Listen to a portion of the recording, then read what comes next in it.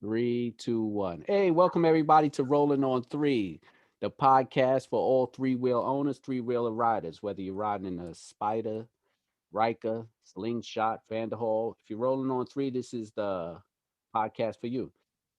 Today, I'd like to welcome Stephen to the show. Stephen is from upstate South Carolina, known as the Big Papa Riker. Stephen, welcome to the show. All right, man. Thank you. Glad to be here. Thank you. Thank you. Hey, I start off the show with every question. What are you rolling on? I've got a 2020 Rocker 600, and my wife has a 2019 Rocker 600. Oh, I got a family of Rikers. That's Yeah, nice. I tried to get her in here, and she's like, "Nah, I'm not doing that." After she sees the show, I bet you she'll be like, I want to be on the next one. So, Yeah, you got to hit her up on a one-on-one yourself. So, so, well, when did you buy the Riker? Like, well, did you buy them both at the same time? Like, when did it happen? yeah, we bought them at the same time. We bought them both back in June at Power Sports in Greenville, Okay. and hers was a demo model. It was reserved as a 2019. So Uh, we got a little better deal on that. Then, like I said, I found the 2020, and yeah, we bought them both at the same time. So just we wanted the 600s, didn't want nothing super fast, just something to ride around on and enjoy life with. So all right. Yeah, that's the way to do it. I mean, I'm glad you. I'm quite sure the dealer was happy you went in there and got two bikes. That's a nice sale oh for yeah, him. yeah, he was definitely happy. Yeah. So that the place that you bought it from, is it far from you or is it close? Is it strictly Can-Ams? Like how did that work? It's a place called Power Sports. They sell Hondas and they sell a little bit of everything. It's mainly I think kind of geared toward dirt bikes and things like that, four wheelers. But they are a Can-Am dealer, and it's probably 30 minutes from the house, maybe. Oh, okay. So Yeah, when you picked it up, I guess your wife was there too, so y'all rode home together then. yes, sir. We actually took a day off from work to go pick them up because we bought them and on a Saturday, and we Uh-huh. got to get some stuff cleared up through the bank and get the funds, Right. because we just bought them straight up. We didn't finance them or anything. So Okay. All right. we bought them, and then we had to wait. They off places closed Monday, so I had to wait to Tuesday to pick them up, which killed both of us. So yeah, we actually took a day off from work and rode down, picked them up to get used to them and ride them and everything. So All right. That's cool. Did you ever ride before? I've ridden a two wheeler a couple times, but nothing to really say that I've really ridden before. I never really grew up around anybody that had a two wheeler that I Okay. felt comfortable riding with. So I've always wanted a motorcycle, and this was kind of the perfect opportunity. So All right. Well, so why did you choose the Can-Am the three-wheel Can-Am instead of a two-wheel bike? uh, just a lot of it had to do with her too. She got nerve problems, and she always wanted to ride too, but she wouldn't. We actually wanted to buy one together to Okay. ride to. And she set on one. She set on the one she actually bought and fell in love with it. So it's actually helped with her nerves and depression and everything because it makes her feel kind of open and free to be able to do things. And like I said, we can do it together. So No, that's hey, whatever gets you out there, that's what it's about, right? If you're comfortable and it gets you in a good mood, then that's how you do it. So, um, in upstate South Carolina, how's the bike life out there? So is it like, a lot of bikes? You don't see many Can-Ams. Like, how is it out there? you see more Harley Davidsons, I guess, and Indians up through this Hmm. area more than anything. We've seen a couple Rikers. The dealership we bought it from said they sell them like crazy, but I've seen maybe three or four more in the whole time we've owned it, to be honest with you. I don't know if it's because it's worse even through the summer. I guess with the COVID stuff, a lot of people might not have been out riding. Right. But we rode ours every day. We ride it through the wintertime and everything too. But it's mainly a two wheel community around here, and it's they seem pretty cool with what we got though. Okay. It's the same. It was the same thing out here with in New York. Like, there was a waiting list to get the Riker when it first came out, and you didn't see too many in the beginning, but then after a while, you just seeing them like one a day in the summer, Yeah. And then when they have big ride outs, you just start to see a lot more and more. But I think in the beginning, like you said, I didn't see too many people, and I'm quite sure COVID probably did keep people away from being out and riding around and having the extra funds to ride. But Oh I yeah. get it, yeah. But as long as the bike life out there is, is respectable and there's a lot of bikes out there, it makes it a lot easier because, certain places I hear people buy the Riker and they be like, "Oh, I'm the only one in my town with one." And every time I'm at a light, somebody's yelling at me, "What is that? What is that?" Yeah, we still get that quite a bit. Oh, People look okay. at us like we aliens, especially in the wintertime. We riding to be 30 degrees, riding to work, and you look Listen, over at people in their car, and they'll be doing like this, like, "Are you cold?" I'm like, "Nah, I got all the cold weather gear I need, so I'm good to go." So well, I was gonna ask you about the weather out there, but you just told me you a cold weather rider, so I could say that you probably don't have to. You don't put your bike away for the cold season, then, huh? we haven't, no sir, we haven't at all. I can't. I I don't need no can't. battery tender, that's for sure. I can't do it, man. I tried, man. I'll go even if I go in my garage and it's below 40. I'm like, nah, I'm going back inside. I tell you, boy, I don't know how you guys do it. I respect the cold weather riders, but I just can't, man. I'm just too soft, man. Yeah, we ride the rain, cold, man. It don't matter. We got the rain suits, the full face helmets. We got the whole deal, so we good. They finally got tired of asking me at work. "You ride that thing to work this morning?" I'm like, "Yeah, I sure did." Yo, so I'm assuming, well, now that you said you rode it to work, so is it always just a commuter vehicle or is it your fun vehicle or is this one of those things I'm riding every day? I don't care no matter what. Every day, I don't care no matter what. Yeah, I yeah. hear you. It's become our daily rider. We got a little 2003 S10 truck, and we've probably driven it twice, maybe since we've got these things. You So got a it just trailer because you're gonna be pulling it. yeah. I put the luggage and stuff on the back of mine. I got a top case, and I kind of retrofitted some Harley side bags onto the back of it. So anywhere Oh we go, I yeah. mean, I'd pile the groceries in it and clothes or whatever you need, and just take off. So How's the all right, so where you at? How's the roads? Are we talking dirt roads, paved roads, back roads? Hills, mountains? What we talking when we ride? mainly where I'm at, it's good riding, good roads around where I'm at. But we've taken off up through the mountains a few times. We went to Pigeon Forge. I think it's back in October for our anniversary, Hmm. and it's normally like a 2.5 hour ride from our house, but it took us 6 hours to get up there because we hit all the back roads all the way up. Just enjoyed the leaves, the scenery, and just being together, stopping when we wanted to stop, and just enjoying it. So Is that like a we've been on the mountain highway a ride? couple of times, but I try to avoid them if I have to. Oh, I hear you. I hear you. That's like a mountain ride up, or it was just a scenic route. What was that? A lot of it was mountain. We went up to Moonshiner 28. I don't know if you ever heard of that coming out of No, no, no. Walhalla.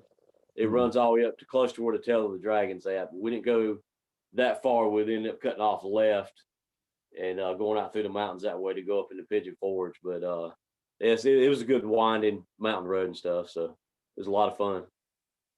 Everybody, I hear the tail of the dragon all the time. I hear a lot of people. I see a lot of people posting it, and everybody talks about taking a bike up there. So Yeah. it'll be on my to do list one day. I gotta hear. I hear so much about it, so I gotta try to take it out. Yeah, that's one thing we want to do ourselves. We haven't made it up there yet, but we're gonna eventually get up that way. So I guess that's a real popular place because I must have had about 4 or 5 people mention it already. And then yeah, when I yeah. watch the YouTubers, that's a big bike thing up there. A lot of people bring bikes up there. Is that what it Yeah, is? bikes and the last few years, a lot of sports cars, little Mazda Miatas, little drifting type cars or whatever I guess you want to call them. Right. Kind of come in the area up there, but it's still mainly a motorcycle type deal. So Oh, okay. All right. That's interesting. So if the for the viewers that are not watching, that are just listening to the podcast, so if they're riding, their bikes through the states, I always like to ask, where would be the meetup spot or the popular hangout spot where the bikes would post up, or the gas station, or wherever the bike meetup spot is. So where would it be at where you're at, if they have one? I think that's a good question. To be honest with you, it's not that we hadn't really met a lot of people riding. Like I said, I mean it's mainly two wheels, Right. and they have a couple of bike night shows over at the Harley Davidson place in Okay. Greenville. And we hadn't made it over there yet, but it was getting kind of late in the summer when I really found out about them and stuff. So we're gonna try to hit that up when springtime comes Okay. around and see how that goes and whatnot. No, definitely, definitely. Because I like to get a sense of the area you ride around in, because a lot of people, of course, they like to take their bikes cross country, visit different states. So I figure every time I get a new person on the podcast and they tell me about their area, so people can get an idea of, what it's going to be like, Yeah, where's the nice spots, the weather, so you guys, it does it get real hot? I mean, you tell me it gets cold, but does it get real hot up there, yeah. In the down there? summertime, it gets up running in the mid 90s easy, especially through July and August. It can get warm. You definitely need Oh, some good long sleeve shirts and gloves on to keep from getting burnt. burned Getting up. sunburn or anything. So, but it's for the most part, it's good riding weather around here. I mean, it don't get. I know I said it gets cold, but it don't get. I mean, it don't stay that cold all the time, you know. But it's good riding weather around here. Good roads. It's a very beautiful place to ride in the upstate. Yeah, I mean, that's the thing, when you can ride and have those places to pull over and catch the scenery and chill for a little while and Yeah. get back on the road. Me in the city, I'm just really just navigating traffic. Oh yeah. And when it gets hot, it's hot, and these highways are kill you. And it's bad. It's not like I could take back roads. I'm like either gonna take the streets or I'm gonna take the highway. Yeah. Either Exactly. way, Yeah. I'm be sitting in traffic, so I don't get a chance to, you know, get out there and see the scenery. Yeah, maybe later on when I retire and things like that, I'll do it. But right now, I'm just commuting and doing this right now. So I'm just putting it out there for people.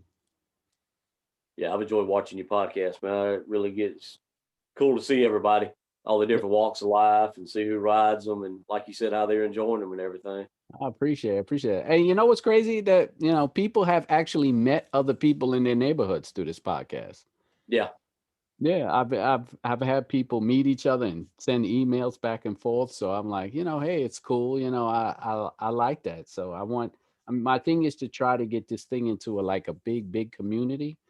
So everybody with these Rikers and Spiders can turn it into like one big organization. So we can all, like, go 3,000 bikes one day and meet up somewhere. Oh man, that'd be awesome. That'd be really awesome. Definitely would. So tell me, you got, well, the Riker. It's un un I don't even know how to say it. It's endless in modifications. So Oh yeah. so far, what you got? What you got in mods? Well, I'll start with hers. We hadn't done a whole lot to hers. You can Okay. tell by the gear I got on. We're big Clemson fans, but Yeah. I took her panels off and the rear fender off her bike and painted them up with Clemson tiger paws and make them look like the tiger Nice. helmet, and everything. Mm-hmm. And she's got a phone holder and stuff on hers, but she's kind of fine with hers the way it is. Okay. Now mine's a whole different story. Yeah, I saw some of your videos, your pictures on Instagram. So tell me all about it, man, because people love to hear about mods. It's where people get their ideas and creations. So tell me all about it. Yeah, I went with the paint scheme, the P40 Tiger Flying Tiger Warhawk theme from the 40s in World War Mhm. II, just to Right. kind of honor the military, And because I work in a body shop and paint shop in Greer, so I got a little in on that, I guess, to be able to do things. But that's where I come up with my design on that, and I put the max mount, like I said, in the luggage. I got my top case off Amazon. Like I said, I retrofitted some uh, Harley soft bags, on the back of it and whatnot. Mhm. And I got it had LED lights on it, and I bought one of the Fang grills to put on the front of it. Oh, okay, okay, yeah. Yeah.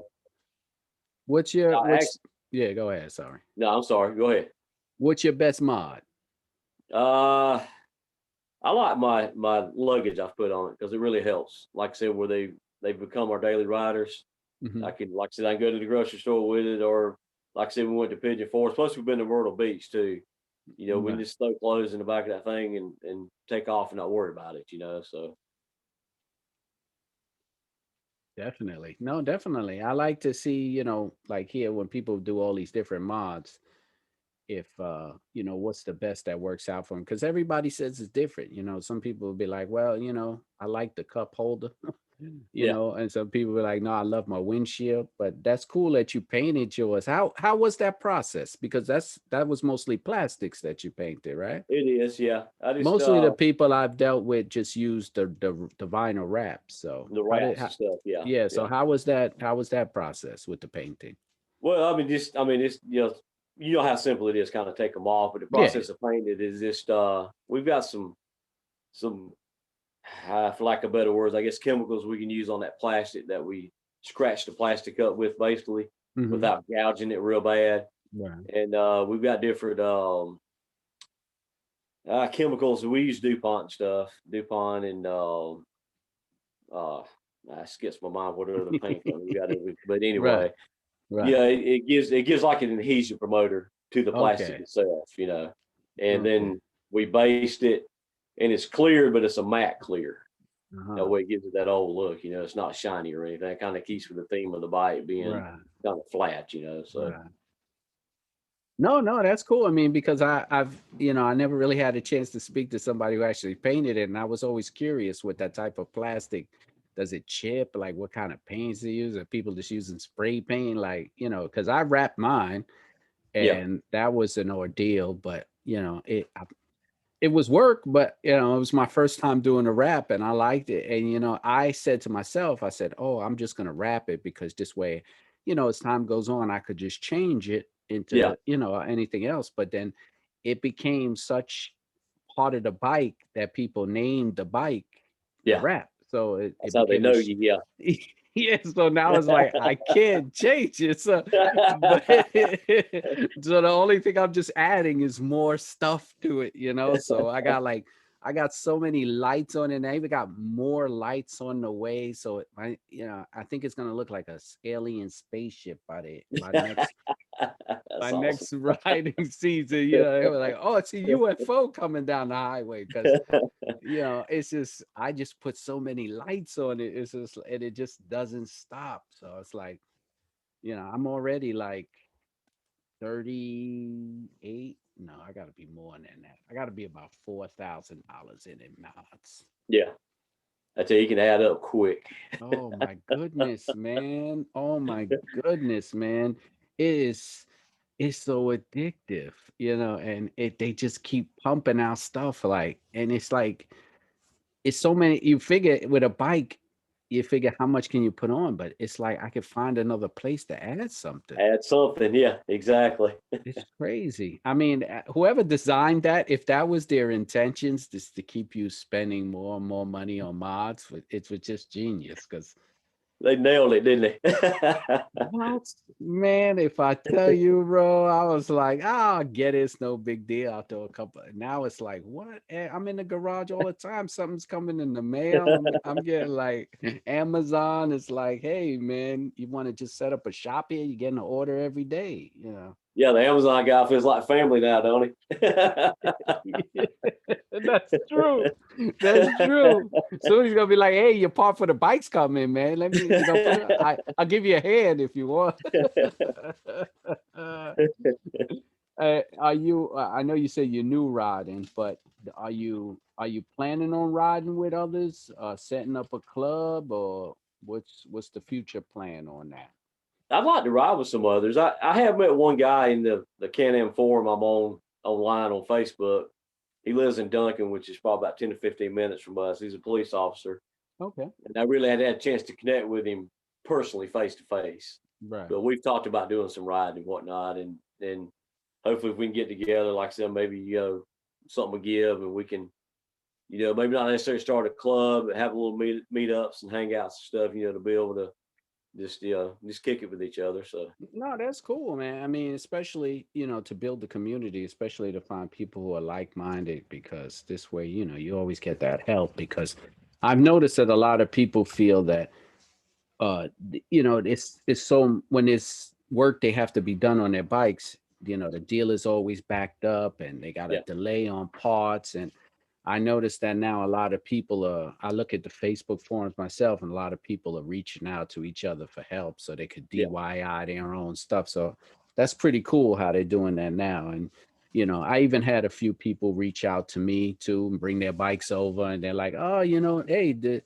you got the shop open, I need this, that, and the third. And I'm like, listen, man, I'm not a mechanic, but you're gonna have to get down here and help me too, So I know as much as the manual can show me. that's it. You gotta get your fingers dirty with me. Getting here to Yeah, help. yeah, because I'm like, I'm learning like everybody else, but it's That's crazy. that's like I changed oil in both fires here. I guess a couple months ago, and I've been trying to find some videos to learn how to change the CVT belt. So I want to try to do all that stuff myself. If Right, I right, possibly can. So, right. I but think from what I got from the manual, I think the CVT belt is after 20,000 miles. I think they say you should change it. I'm not sure. I yeah, gotta. I'll have to look and make sure. Yeah, to double check and make sure because we racking some miles up on ours. I've got almost 9,000 on mine, and she's got about Mm. 8,500 on hers. So, Oh man, you putting some heavy miles on oh it. yeah, Yeah, yeah, then we ride.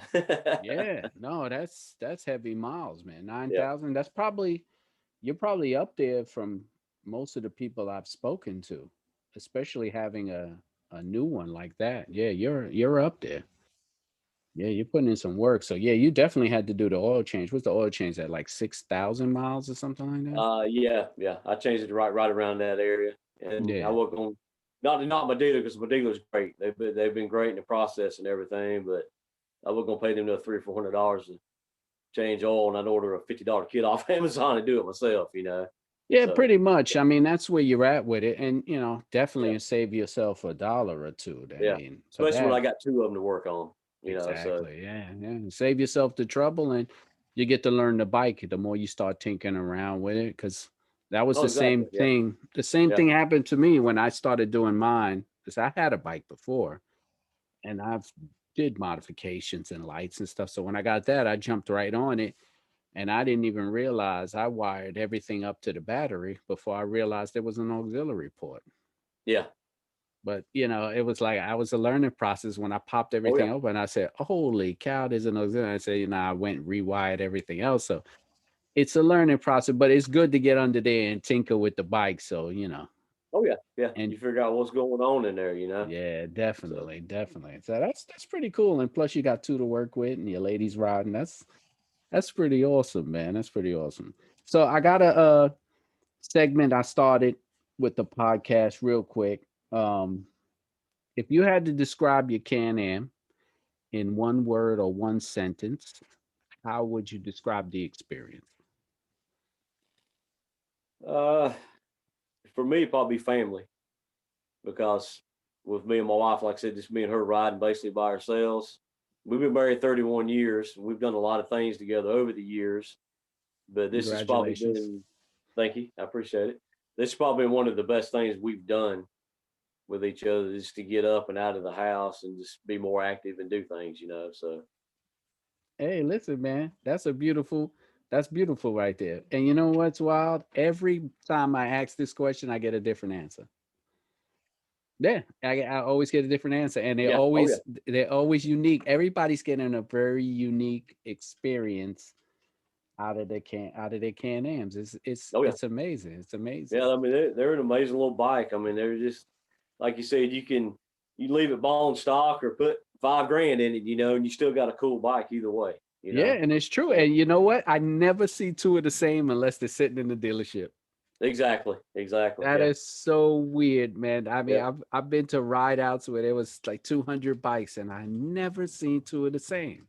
Same thing. Yeah, Yeah, so that's crazy, and I like to hear that people are doing different things and unique things, man. That's just pretty awesome. That's pretty awesome. So, man, listen, this was great, and I like to keep the podcast nice and short because the YouTube attention span is After you go past a certain amount of time, people yeah, will just yeah. click your video, right? Be done But with it. but yeah, promote what you got on. And for the people who are just listening that don't watch because the podcast is streaming, uh, just give out your social media and what you got going on, what you got coming up. Just tell the people. Okay. Well, the biggest thing social media wise, I got Instagram. I don't do YouTube or anything, but you just hit me up on Instagram at Big Papa Riker. And you can follow me on Facebook at Stephen Big Papa Lida on Facebook. So All right. but that's basically it as far as that goes. So Yeah, that's it. I mean, if somebody you heard him right. So if you upstate South Carolina, this is the man you could reach out to. He's on Facebook, he's on Instagram. So if you're watching the show or listening, you might be, a mile or two from this guy. So from Steven. So he might hook up and do a ride out. So this is what it's all about. that sounds good. We more than welcome for it. Hear that. I hear that. Well, I'm Keith Hammer. This is Rolling on Three, the podcast for all three wheelers. If you want to reach out to me, that's right. Let's get three wheels up. If you want to reach out to me, and my email is rollingon3@gmail. That's the number three. My YouTube is Rolling on Three Wheels, all spelled out. My Twitter is Rolling on Three, and my Instagram is Shadow Black Riker. All the information will be posted down below. Steven's information, Big Papa Riker, his information will be posted down below. So if you want to get up with him, in case you forgot what he said and that he told you where he was at, so you'll be able to get his information. I also have a support link and donate buttons down there for all the people who are enjoying the podcast and just listen and watch. So, hey, man, Steven, man, it was great to have you on the show, man. Appreciate it. Maybe next time we'll get your wife out there and she'll be like, y'all could sit there together and That sounds good, man. she'll be happy to tell me all about her fun times Oh on yeah, that bike. yeah, you love that. They all start off shy, but trust me, I've had a husband and wife team on the show, and she took over my show too. So hey man, Steve, it was great, man. Hey, I really Appreciate you. appreciate it, man. I appreciate the time, and I appreciate what you're doing for the community and for everybody in it, man. It's been a blessing. It's cool, man. I really enjoy it. Thank you, man.